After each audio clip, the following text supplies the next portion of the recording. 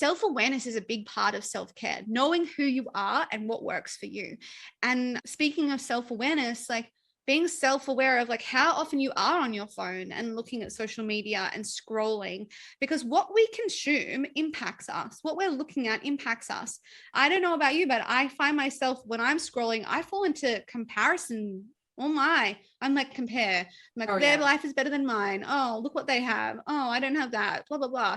And then it's up to me to realize, hang on a minute, put the phone down, come back into this present moment. Oh my, I can breathe. Here I am. Life is great. Okay, moving on now.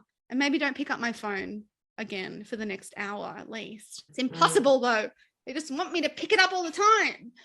Oh, I know. I just get sucked in. I actually deleted it off my home screen on my phone so that it would take an effort to actually look it up, because I found that I was just constantly checking messages and I thought it's not productive. It's not healthy. So how can we, like, for someone who's watching and who maybe just has no clue how to get started with all of this, how can they start embodying self-acceptance and joy in their everyday lives? How can they start applying this and looking at their lifestyle choices, their exercise, nutrition, all of it in a different frame of mind?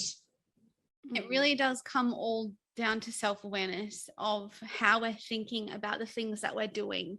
And so I would start there. I would start with the intention of, I'm just going to have a little look at how I am doing my life and how I'm talking to myself.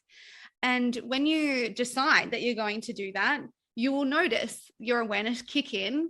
Oh, hang on a minute. Like whenever I look in the mirror, I say something bad about myself.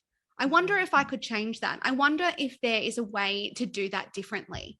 And it's questioning yourself. Like there's not one right way of doing it, but it's questioning, like, is the way that I'm living and that I have been living for however many years and days and moments and hours, is that how I want to live tomorrow? Because we're like, that's what it is. Life is a habit, really.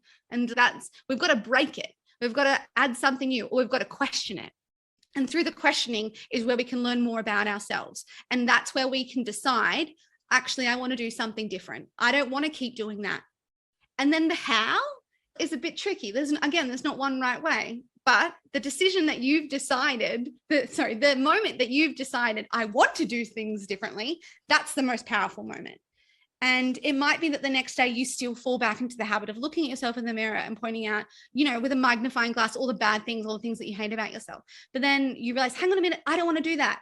I said to myself, I want to do things differently. And maybe you don't do it that day, but maybe eventually, because you've brought all of this awareness to the way that you're doing the habit thing that you're doing, it starts to change. And then perhaps you look in the mirror one day and you think, and you don't even think anything